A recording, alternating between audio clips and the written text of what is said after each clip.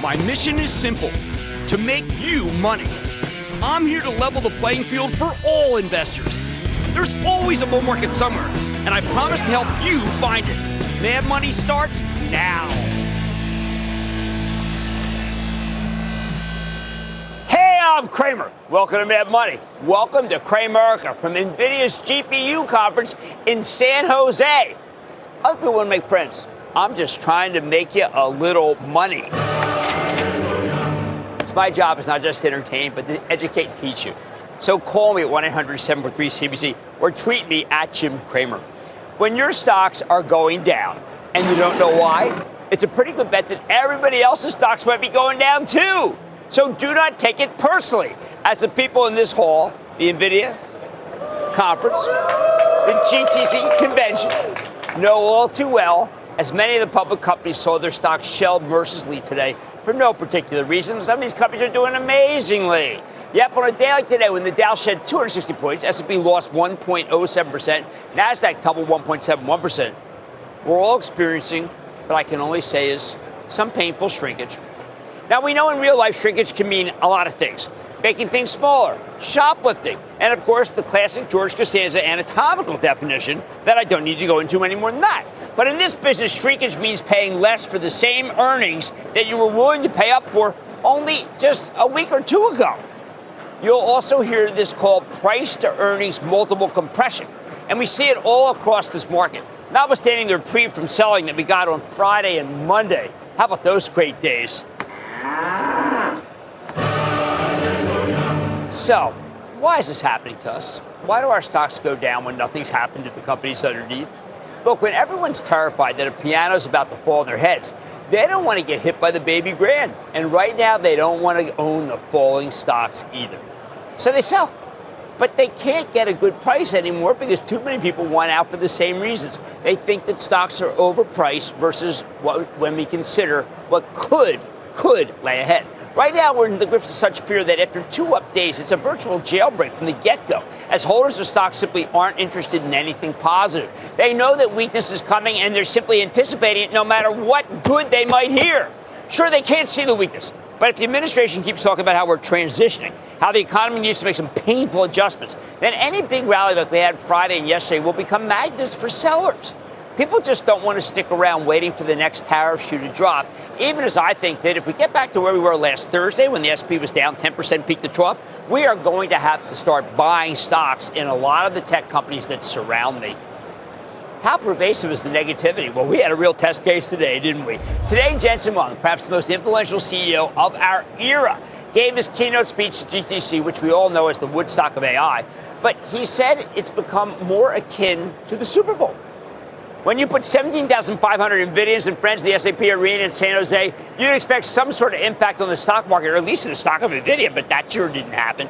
Today, we learned that nothing's more powerful than multiple compression, as NVIDIA's stock actually slid $4.10. It declined 3.4%. I say, ouch. Okay, I can see a bear case here, although I don't share it. My Chapel Trust has a big position in stock. NVIDIA stock isn't cheap unless everything goes right. And in this climate of fear environment, it's hard to see everything going right, even for a company that is this special. And oh my, after watching today's keynote, always reminds you how special it really is. Just because 17,500 people get together to listen to Jensen Huang, that doesn't mean you're going to get higher stock prices. Sometimes the tape is simply against you, end of story. At the keynote, Jensen delivered a terrific roadmap for his next-generation technology. NVIDIA is in full production for its most lucrative product, the Blackwell, and Blackwell Ultra is on the way, more lucrative. We saw devices that will make self-driving much safer. We saw devices that can reason, make decisions that we can't make because we're humans and we can't figure them out. We saw technology can prevent wildfires. We heard about a spectacular partnership with GM to put AI in their cars and trucks. Totally additive. He had some very confident things to say about the data center build-out for AI, which he sees reaching $1 trillion surprisingly soon. But those didn't matter today. Jensen told us that he's gearing up for the next big thing in 2026 with the Vera Rubin. He likes to name chips after people, and Vera Rubin's the astronomer who discovered dark matter from Philly. We know that business needs more computing power, and the Rubin has it. Second half of 27, we're going to have the Rubin Ultra with even more compute. The specs were greeted with oohs and ahs. He talked about how much energy these chips will save, too. He talked about personal AI supercomputers that can do everything humans can do, and also play a good game of tennis.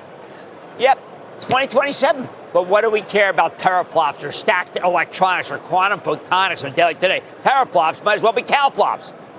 Then there are robots. So many cheers, so much excitement. Physical AI, robots of every kind in every industry, training robots requiring huge amounts of data. Blueprints built on Nvidia can make those robots work, helping to solve the chronic labor shortage in this country. They will need so much compute that I can't imagine Jensen will ever meet the demand. Yes, that's right, the orders here are through the roof. I thought it was dynamite to watch. They are coming. They're around the corner. But in this market, nobody wants to wait for what's around the corner. We're not going to take you know what?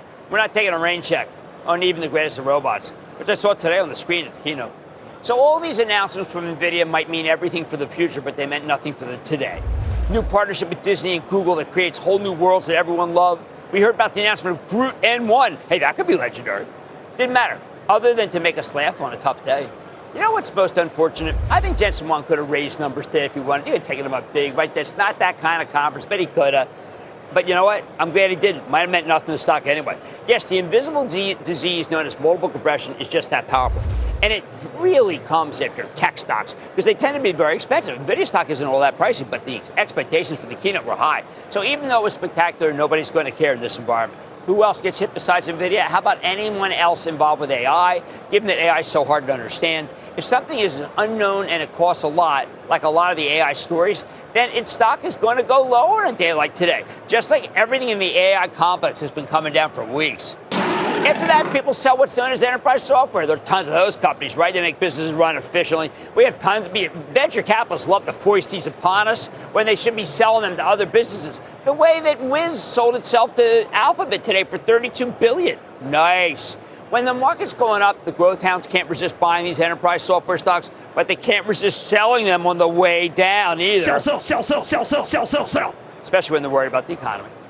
Next, they crushed the high-priced biotechs. Remember when those companies were bringing a lot of revenues but losing a lot of money? Well, we don't care, at least not in this environment. What we think about is sell.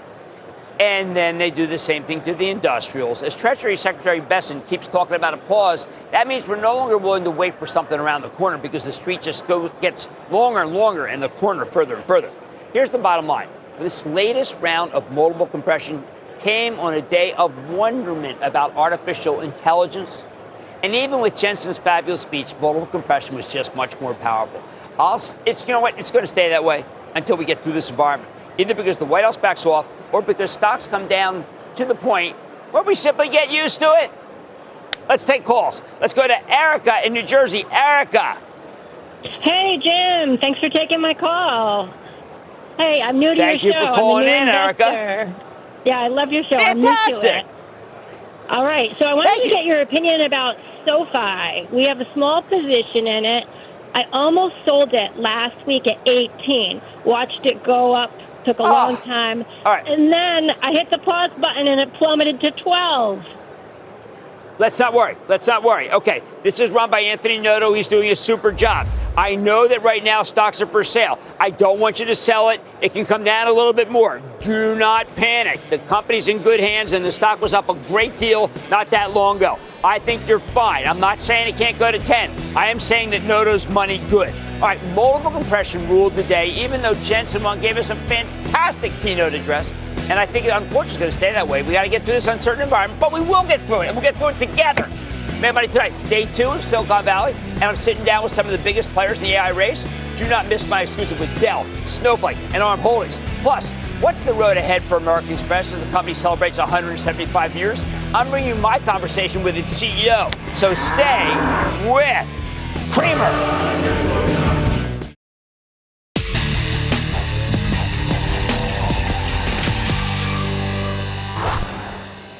While we're here at GTC 2025, we got a chance to check in with some of NVIDIA's most important partners, including the iconic Dell Technologies. Like I mentioned last week, I think the stock has come down enough to be enticing. Don't take it from me. Let's dig deeper with the true titan of industry. I'm talking about Michael Dell, the founder, chairman, CEO of Dell Technologies. Mr. Dell, welcome back to Bam Money.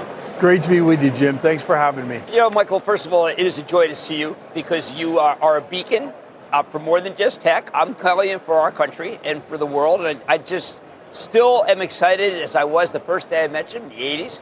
You are doing some amazing things, including being the person mentioned in the keynote of Jensen Huang, being, I'd say, the key partner. What does it take to become the key partner of perhaps the most influential figure other than you in technology today? Well, you know, to be able to deliver the kinds of systems that are being talked about here at GTC, you know, not only is there incredible engineering and a ton of innovation, you know, that's on display, but you need supply chains, right? You need services, you need the operational discipline and execution, and you need to be able to take it to all the enterprise customers. You know, this past year we delivered the Dell AI Factory to over 2,200 customers around the world. And all of them sort of recognize that, you know, there's an opportunity to make their businesses more efficient, to help them grow, to innovate faster. We added 100 new solutions. I think we're just getting started. I think we're in the kind of first couple of percentages of the S-curve adoption of AI in the enterprise. Well, when I think about it, fiscal year 2024, I don't think you had any AI. What do you think you're going to do fiscal year 26 in AI alone? So, last year was about 10 billion. This year we've said 15 billion. That was our guidance, you know, at the end of the last quarter. This is from nothing. That's right. It's been growing very fast. And look, our overall infrastructure business last year grew 29%. And we're also number one, right, in enterprise servers, AI accelerated servers, in storage. And the complexity of these systems, it's one thing to talk about them on stage, but to actually deliver millions and millions of these and have them be reliable and supported, that's kind of what we do. The way I've been thinking of it lately, I call it the distant number one, meaning there's a huge distance between you and number two. So, you know, this year we've guided to a little over $105 billion in revenues, and we are clearly the number one in enterprise infrastructure. Now, and AI PCs as well. Now, given how everything is so much more comprehensive but much more complex, to be even a PC, as we heard today, can be much more complex. I think you have an incredible moat. You have a consistent record of profitable growth with amazing cash flow, and yet I find your stock to be one of the most inexpensive stocks in the entire market. But you do have a large buyback, so you can take advantage of how cheap it is. Well, you know, last quarter, our earnings per share grew 18% year over year. And, you know, we have consistently shown an ability to grow earnings and cash flow really throughout all sorts of economic cycles. And, you know, astute observers would note that, you know, we have a share repurchase program that is sensitive to price. Well, at one point you had a share repurchase program that ended up buying the company. That is true. We're not talking about that, Jim. Okay. But you know, we have been buying back our stock, and certainly we announced an expansion of that, a $10 billion you know, expansion to the share buyback, and we raised our dividend by 18%. You know, having raised it quite a bit over the last several years. Well, the speed of the growth of AI, I think, has impeded somewhat your gross margins, and some people on Wall Street are, say, pointy-headed enough to think that's all that matters. I get that. Is there a chance in the back half of the year that your gross margins can expand? So, you know, if you look at the ISG business, which includes all these servers we're talking about, right? Last quarter, fourth quarter, we had operating margins of 18%. It's pretty good. Yeah, I'd say so. And you know what we've said about all these AI servers is, yes, they're kind of rate dilutive, but they're dollar accretive. And we think our overall margin rate will be pretty steady from last year to this coming year for the full year, even as we significantly increase the amount of AI servers that we're selling. All right, now we know that Client Solutions Group, 48 billion used, but no growth yet. But you said it could be delayed. I saw some things today that made me think that maybe it will not be delayed that much longer, that the PCs are so much more compelling that we have to upgrade. The office has to upgrade. You know, it's sort of undeniable now that the refresh is starting. Okay, great. Right? There's a large installed base. We're seeing it definitely start. And now with all the new capabilities that we have with AI PCs, today here at GTC, you heard about the GB10 chip, right, in the little box that Jensen showed. Right. That's also going to be in the Dell Pro Max notebook and desktops. And we're going to have the GB300 super chip in our Dell Pro Max, high-end workstations. And so all of that is supportive of growing our commercial PC business, particularly as we get to this October, Windows 10 end of life, and the 1.7 billion PCs that are in the installed base, and a lot of them need to be replaced. I think that's great. We have a minute left, but I just wanted you to. You're an optimist. I've known you since the Dan Benton days of Cope. Could you please tell me something that's going right in the world so we can feel better, because you've done so much for so many people? Well, so all you really have to know about all this AI stuff is there's an explosion in data, because everything is, generating data and connected, and there's incredible advances in the algorithms. And so that ultimately drives enormous demand for servers and data storage. Those are the businesses fundamentally that we're in, and all that power is being unlocked, and it's a wave of productivity that I think it will ultimately drive incredible growth in the overall economy. Well, that just tells. I'm super bullish about the market for technology infrastructure, of which we are a leader. Because the multiples have shrunk so badly. They're shrunk. This stuff's being given away, Michael. These stocks are being given away at your level. Yeah. Well, that just means the buyback buys shares back at a greater rate, but we focus on the long term and continue to grow, and I think we'll have another great year. All right, that says it all. Michael Dell has always been conservative, by the way. He's the founder, chairman, and CEO of Dell Technologies, and then I'm going to be right back.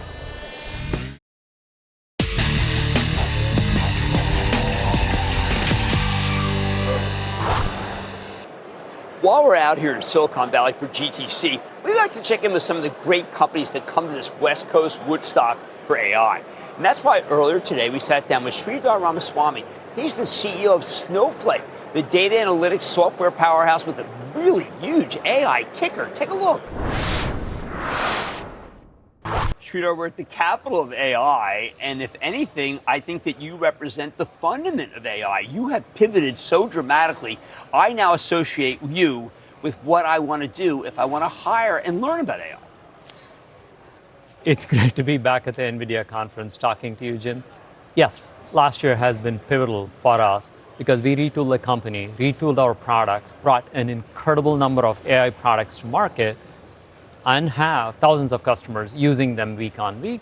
Amazing brand names like Disney, ExxonMobil, the London Stock Exchange. But what we also did was make AI easy to use. We made it very efficient so people don't have to spend a lot of money. But most of all, we made AI trustworthy so people can actually believe the results. These are AI products that know what they're supposed to answer and don't answer questions that they're not supposed to answer.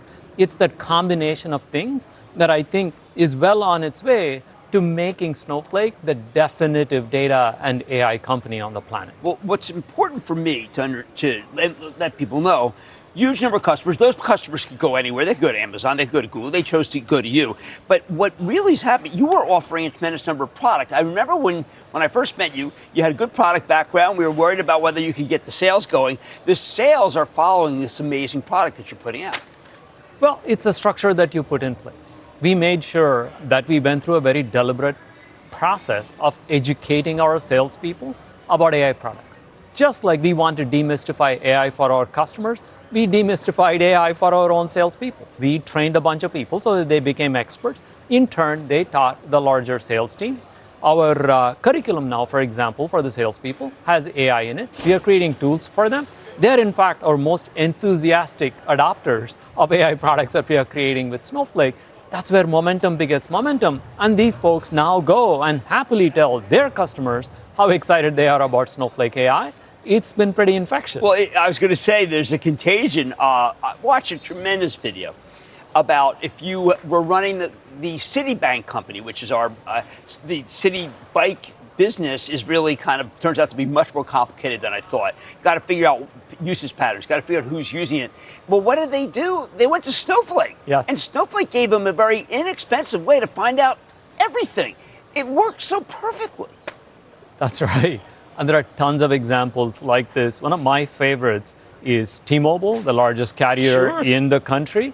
They used Snowflake to figure out how to optimize their networks for the Macy's Thanksgiving Day parade. As you know, there's a lot of folks out there, and they wanted to make sure that they got great coverage through the entirety of that parade. I was there. They go down. We all know that. Well, last year I was there. They didn't go down because they pre-optimized a whole bunch of things using Snowflake AI.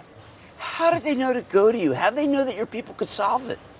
Because we have their usage data. They put a lot of data on Snowflake. It is there. The data has gravity. T-Mobile actually both uses Snowflake and also has created products on top of Snowflake that they sell to other people. It's getting value from that data. If you have it, then the AI comes naturally because data has so much gravity. When we go on AI ourselves, I find I'm in many places where it tells me what I want to hear, not what the reality is. If I go to Snowflake, does it have the guts to tell me, you know what, we don't know that answer, and stop so I don't keep paying?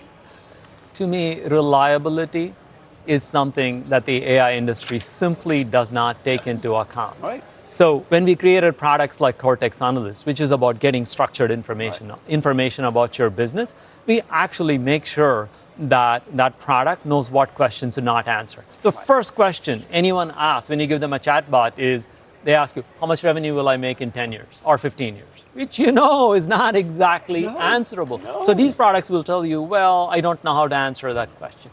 To me, that modesty, that reserve for knowing what you know and knowing what you shouldn't answer is a really important component of every product, especially an AI product, which, as you know, has a habit of just like going on and on about stuff it should not say anything about. Well, I think it's why you become a leader in AI, because you are not afraid to tell the client how best to use it and how not best to use it. Everybody else, it's just tabula rasa every single day. It's not like that with you. We don't sell AI contracts. AI comes as part of Snowflake. I tell people you can create a chatbot on Snowflake for $10. If it gets a lot of usage and you make a lot of money, you will pay more. But experimenting with AI is not hard. It's the combination of ease of use and that efficiency. You don't have to spend a lot of money, combined with reliability, where products know their place in the overall customer ecosystem. To me, I think that's the 1, 2, 3 combination that's winning for us. I think you guys are fast, you're tough, you're almost clairvoyant about where you had to go. I want to congratulate you for everything that you've accomplished in an incredibly short time. Sridhar Ramaswami, Snowflake CEO. Wow, you kind of blew me away, partner. Thank you. Thank you, Jim. That was great. Thank you so much.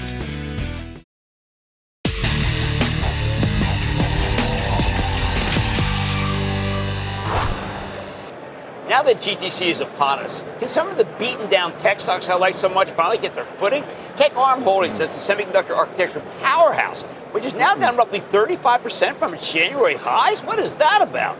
This is despite the fact that ARM reported a fantastic quarter in February, even raised their full year forecast. So could the market be giving you a rare discount here, or do we need to worry about the environment? Let's go straight to the source with Rene Haas. He's the CEO of ARM Holdings. We're more Mr. Haas. Welcome back to Man Fighting. Thank you, Jim. Now, Rene, I watched the keynote. You watched the keynote. I saw the fingerprints of ARM everywhere, and I think they're only going to get more pervasive as the curve goes up that Jensen traced out. How big are you in the new chips, and how about next year and the year after? Yeah, it was quite a keynote, a couple hours long, I think, in duration, but a lot of ARM in there. Yes. Some public, some behind the curtain. You know, for starters, Blackwell Ultra. Based on ARM, and next generation Vera Rubin, as Jensen mentioned, is also ARM based. But I think one number that might have been lost on folks, Jim, was the growth that Jensen talked about from Hopper to Blackwell. Right, previous generation of the new. That's right. So 1.3 million units, I think he showed, of Hopper, Yes. 3.6 million on Blackwell. That's very significant growth. But for ARM, far more significant, because on Hopper, we literally had no exposure. Right. Then you were talking about AMD and Intel. Most of that's AMD and Intel. Yep. Going to Blackwell, the vast majority is what's called Grace Blackwell. ARM CPU, Nvidia GPU. So the growth of Blackwell and then on to Rubin, it's great for ARM. Now, people have to understand you can't do it without CPUs. We'd love to think, oh, GPU, that's fantastic. That's the whole conference. But nothing works without CPUs. Of course, they work in tandem. The CPU does all of the major software, the operating system, the hypervisor. It works together with the GPU. But more importantly, when you go from 1.3 million to 3.6 million, that's 3x the energy.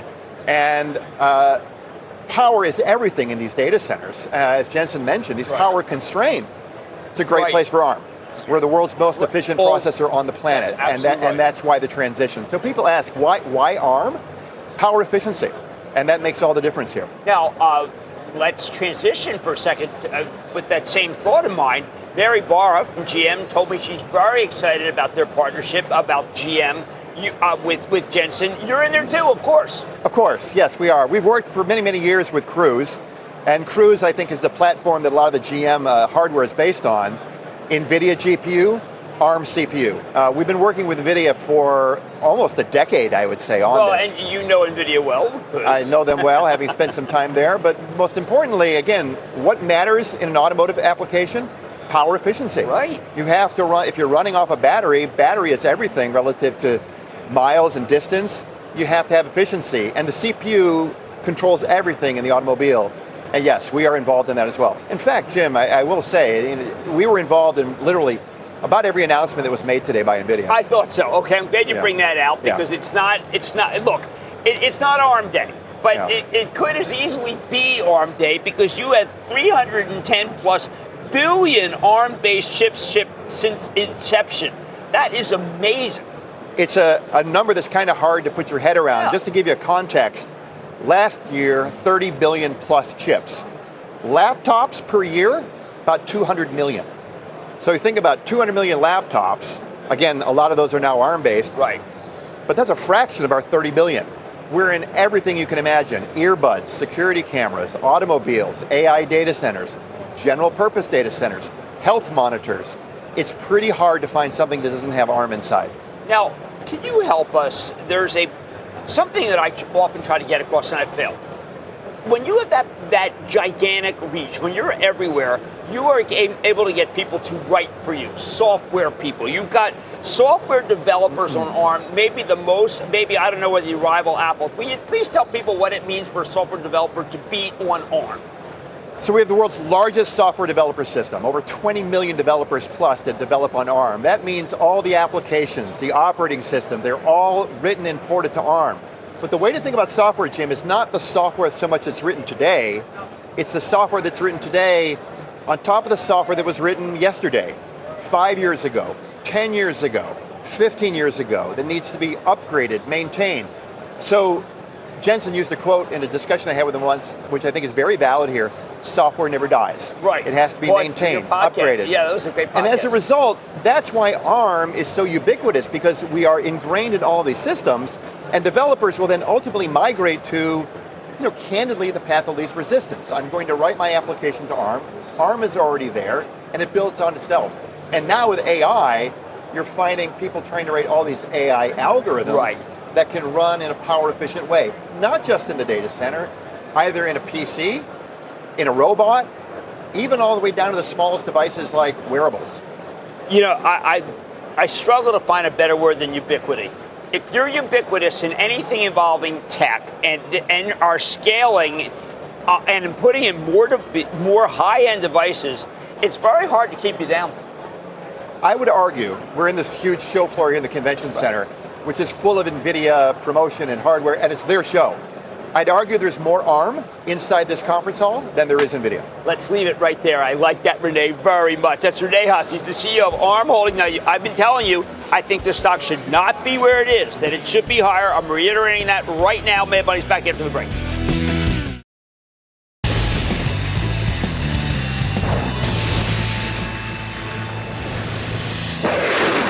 It is time. It's time for the lightning round quiz. Where if rolls on me saying no stock until the Bobby Weiss, also just been recorded. Of course, stock was that my step for the graphic to apply. We're playing the sound. And then the lightning round is over. Are you ready? Steve, that to the lightning round quiz. Let's start with Mike in Pennsylvania. Mike. Hey, Jim. Booyah. Mike from Philly. How are you? Oh, man, Mike, I am doing fantastic, because I got Howie Roseman doing my bidding. What's shaking with you? Nice. Hey, I'm doing well, too. Love Howie Roseman. Hey, so my question, I'll get right to it. So, Uber. I love the fact they're going to India. No, Uber's a buy. You want to buy Uber right here. I'm telling you, stock is full. I'm going to Phil in North Carolina. Phil. Hey, Jim. Philly. How are you? Speak to me. How are you doing today? You're up. How you doing Couldn't today, be better. Jim? How about you? Dynamite day. How about you? I'm fair to middling. You know me. Okay. Fair to middling. Fair enough. Listen. Okay. Fair to middling. I get started. I've been talking to you for many years, and listen, even longer than that. One day, could you have your cameraman show us a picture of your board? You know, with all the buttons on it. Yeah. I would like to see that. You think? Oh my God, I love that. I love the board. Well, good. I got the small board. We'll get the big board when I get back to New York. All right? How about that? That's great. All right. Let's make money together. What do we have? Okay. All right. Oh boy. Okay. All right. All right. That was good. That was good. Okay. Oh listen, boy. Okay. I'm going to give you the name of the stock quick, but please let me just have my say on it. This way you'll understand more. TJ Maxx, okay? TJ Maxx. I love TJ Maxx. I mean, come on. I bought some of this week for the Charitable Trust. I think it's terrific. I think it's going right back to 125. And I like your spirit. I think it's commendable. I need to go to Hannah in New York. Hannah. Hello, come Jim. on. Let me do this. Hannah. Hannah, how are you? Jim. Hi, Hannah. Go ahead, How are Hannah. you You're today? up. Yes. This is an amazing day. An amazing day. What are you thinking? I was wondering what your Go ahead. opinion of Steel Dynamics is. I think Steel Dynamics is going to be a winner under President Trump's tariffs against the companies that are subsidized by the Japanese and the Chinese, and I totally support them on this, and I think you should buy Steel Dynamics. And that, ladies and gentlemen, is the conclusion of the Lightning Round.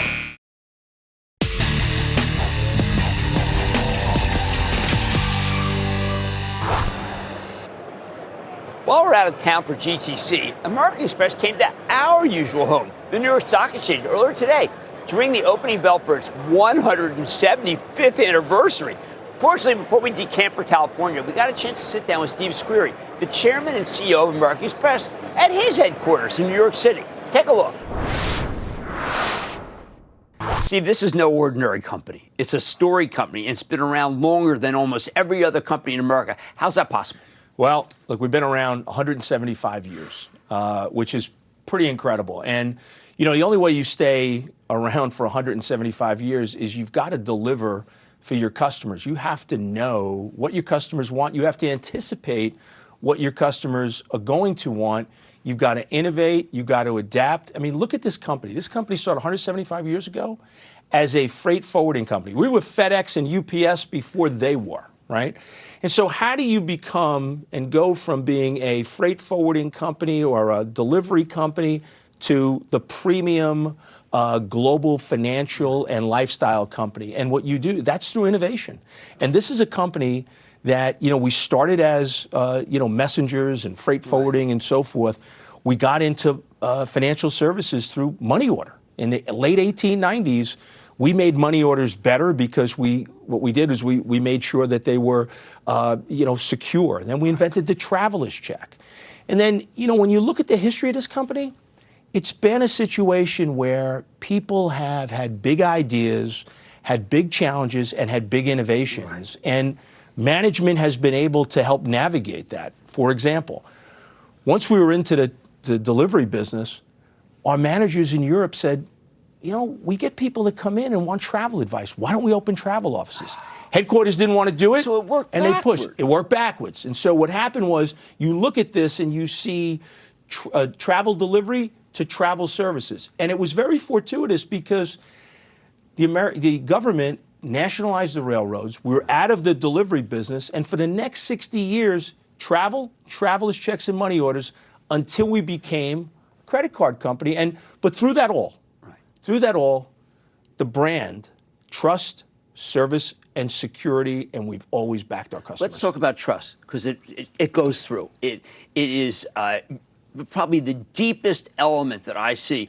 How did we, as a people, decide that we're going to trust a piece of paper that wasn't backed by the government and feel better and safer with it because it had your name on it? Yeah, well, it's what you do, right? It's what you do when people are looking for help and down and out. And so they knew from our early beginnings, we took their goods, delivered it, and if we didn't, we made good on it. Okay. They knew that when they got we had the money order, if it was lost or stolen. And think about when we had Carl Malden, when we did the traveler's checks. If they're lost or stolen, we made good on those traveler's checks. How did we all remember Don't Leave Home Without It? Don't Leave Home Without It. How many years ago was that? And it's still in our heads. That's over 60 years ago. It was Don't Leave Home Without Them, right. And then it became Don't Leave Home Without It. Yeah. And what's interesting about this is that even today, you have a problem as a card member, you'll call us, you know that we'll stand behind you. You may not always win a dispute, but we'll represent your best interest, that we have your best interest at heart. Well, if I'm overseas, my parents said, I would go to the State Department. They said, no. If you're in trouble, you go to American Express. I said, well, because I have a card? And they said, no, because they help. They help. Again, go back in our history. World War I, 1914. People crowding the London office. We helped people get home. Great Depression. We were open. Banks were closed. We're cashing travelers' checks. We have, through our history, have been there to help people. Now, how is it possible that millennials, that Gen Zers know this passed down tradition about your company? Yeah, they may not know about the traveler's check. Right. And when you say about the traveler's check to a millennial Gen Z, they look at you like you got two heads.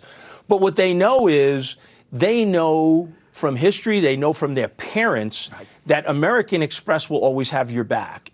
But it's more than that for millennials and Gen Zs, because what they want is value, right? And so the challenge has been, how do you innovate a product that is 60 years old? And the way you innovate a product that's 60 years old is what you do is you make sure you're always focused on what your customers want and what you think they may want, and you bring in the world's most talented colleagues and let them challenge the status quo. I think you sell yourself short. When I got mine, and I'm up to platinum. Mine is from member since '81. Like I am. Okay, and I said to my kids, one day you can work yourself up to this. This is something that you should be proud of.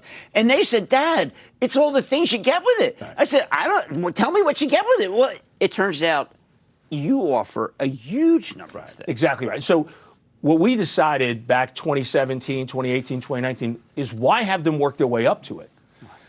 Let them come in, because what we know is when you're engaged in the product, you're going to spend more. And when you think about the value that comes with a gold card or a platinum card, access to the Global Dining Access Program, fine hotels and resorts, Uber credits, streaming credits, so forth and so on, why not have them use that from the get-go versus a fee-free product where they were only getting the points? And it's more than points. If you want points, you can get points, lots of other cards. But it's this whole basket. I get the points because my wife spends. We get the cards. What is that with the points? Yeah. You have to spend a lot to get the points. You got to spend a lot to get the points, but it's more than just the points, right? I mean, it's all the other. It's the experience. It's the value that we provide. It's the partnerships that we have, where our partners see the value of our customers and are providing value offers to them. I remember when we started Centurion. And I said, they'll never be able to blow this out. It's in an airport. You can't do it. It can't be worthwhile to them. It turns out to be something everybody knows. Yeah, I mean, when you look at the Centurion lounges that are out there, another big debate within the company, should we invest in the real estate? And now you look at it and say, well, these are the travel offices of the past, right? Except instead of going to the office to book your trip, you can do that all online. It's how do you have access along the journey? And airport travel is, can be complicated, and we want respites for our travelers. And, we're trying to stay ahead of the competition in that area as well. Now, I have to ask you, I can't avoid restaurants, travel. Post-COVID, it never went away. People just realized that life is short. They're long on money and short on time, which means they need American Express. Yeah, I mean, look, I think what was key during COVID was, we continued to invest in our customers. We can both merchants and our cardholders. We didn't know when it was going to be over, but you knew it would be over at some point. And when you look at restaurants now, restaurants are the largest T&E category that we have. It's one of the fastest growing categories that we have. If you look at our restaurant growth, it is double what the restaurant growth industry has been since 2019. And millennials and Gen Zs, 70% more transactions than boomers or Gen Xers. Well, what you've done, what the company's done, storied, great, always about trust. Yeah, it's, you have to have your company, the powerful backing of American Express. Right. And, you want somebody you can trust. And one of the best things that I hear all the time is that somebody says, I've been a member since 2000 and I've never been disappointed till now. And then we fix it, okay? And so they don't expect to be disappointed by us, right? It's not, they don't expect anything but the best from American Express. Did you buy American Express? We can take care of it. Yes, I did. Thank heavens. What would happen if you used cash? What if you used another card? That's you guys. Well, that's us. I mean, we stand behind our customers. Yes. And we stand behind our cardholders. We stand behind our merchants. You want a trusted source, and we are that trusted source. Well, I think that's a great place to end, other than the fact that you and I are both in the same American Express class. Congratulations. 1981. Congratulations. Steve Squeri, American Express, AXP, Chairman and CEO. Thanks. Good to be with you, Jim. Thank you. I like to say there's always a bull market somewhere, and I promise to try to find it just for you right here on Mad Money. I'm Jim Cramer. See you tomorrow. All opinions expressed by Jim Cramer on this podcast are solely Cramer's opinions and do not reflect the opinions of CNBC, NBC Universal, or their parent company or affiliates, and may have been previously disseminated by Cramer on television, radio, internet, or another medium. You should not treat any opinion expressed by Jim Cramer as a specific inducement to make a particular investment or follow a particular strategy, but only as an expression of his opinion. Cramer's opinions are based upon information he considers reliable, but neither CNBC nor its affiliates and or subsidiaries warrant its completeness or accuracy, and it should not be relied upon as such. To view the full Mad Money disclaimer, please visit cnbc.com/Mad Money disclaimer.